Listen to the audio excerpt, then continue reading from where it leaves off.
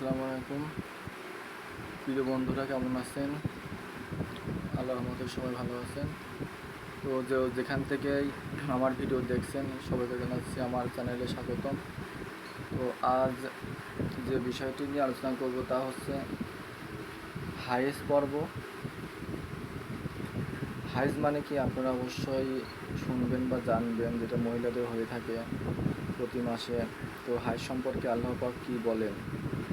তো হায়েজ সম্পর্কে মহান আল্লাহ পাক বলেন, হে নবী, লোকেরা আপনাকে হায়েজের আহকাম সম্পর্কে প্রশ্ন করছে, আপনি তাদেরকে বলে দিন তা অপবিত্র।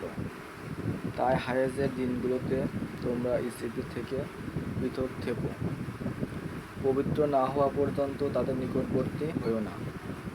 যখন তারা হায়েজ থেকে পবিত্র হবে তখন তাদের সাথে মেলামেশার জন্য এসো, যেভাবে আল্লাহ নির্দেশ করেছেন, যেহেতু আল্লাহ তওবাকারী ও পবিত্রতা অর্জনকারীকে ভালোবাসেন। তো বন্ধুরা, আপনারা অবশ্যই শুনলেন যে হাইজটা কি। হাইজ একটি অপবিত্র জিনিস। হাইজ চলাকালীন সময়ে স্বামী তার স্ত্রীর কাছে যাবে না। হাইজ সেরে গেলে তারপরে যেতে পারবে। তো হাইজের প্রারম্ভে কিভাবে হয়েছে, মানে হাইজটা কিভাবে শুরু হলো? রাসূলুল্লাহ সাল্লাল্লাহু আলাইহি ওয়াসাল্লামের বাণী এমন এক বস্তু যা মহান আল্লাহ আদম আলাইহিসসালাম এর মেয়েদের সবার জন্য নির্ধারণ করেছেন।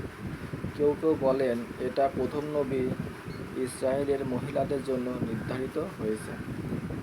তো মহিলাদের হায়েজ দেখা দিলে করণীয়।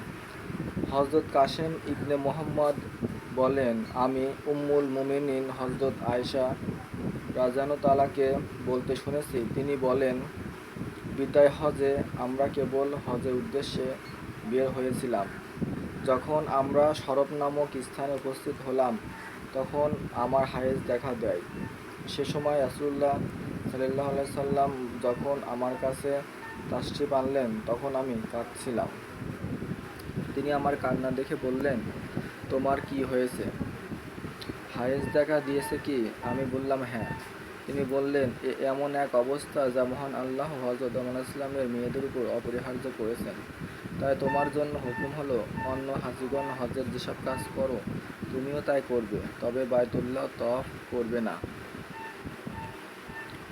উম্মুল মুমিনিন হযরত আয়েশা রাদিয়াল্লাহু তাআলা আরও বলেন, সেদিন রাসূলুল্লাহ সাল্লাল্লাহু আলাইহি সাল্লাম আজওয়াজে মুতাহারাতের পক্ষ হতে গরু কোরবানি করেছিলেন। হায়েজ অবস্থায় স্বামীর মাথায় চিরুনি করা। উম্মুল মুমিনিন হযরত আয়েশা রাহমাতুল্লাহ কর্তৃক বর্ণিত, আমি হায়েজ অবস্থায় রাসূল সাল্লাল্লাহু আলাইহি ওয়াসাল্লামের মাথায় চিরুনি দ্বারা আঁচড়াতাম।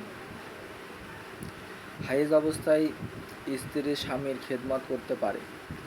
হযরত ওরওয়া রাহমাতুল্লাহ কর্তৃক বর্ণিত, তাকে এক সময় প্রশ্ন করা হয়েছিল, মহিলাদের হায়েজ দেখা দিলে তারা স্বামীর খেদমত করতে পারে কিনা, অথবা আমাদের নিকট আসতে পারে কিনা, অথচ তারা অপবিত্র।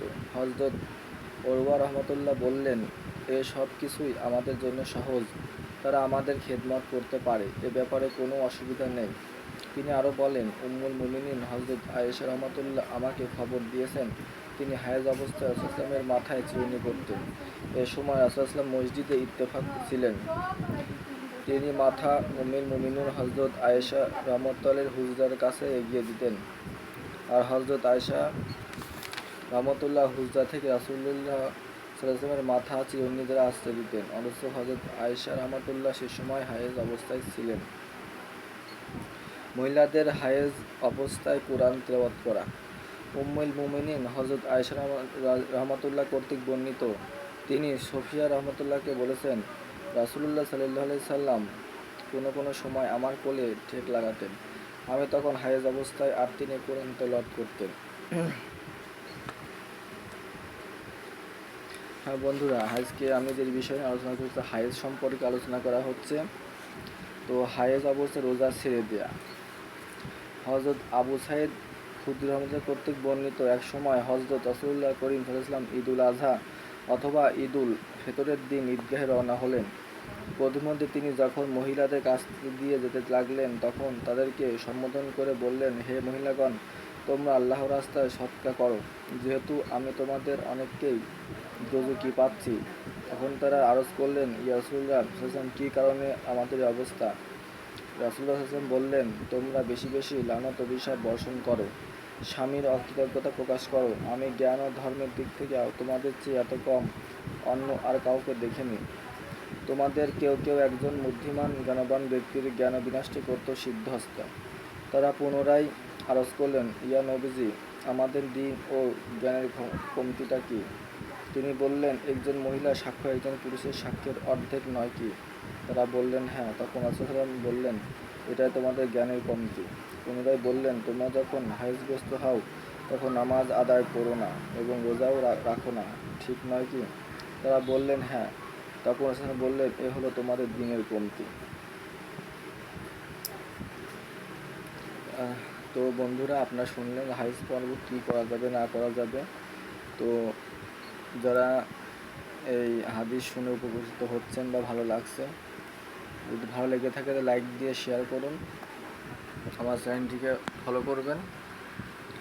আসসালামু আলাইকুম।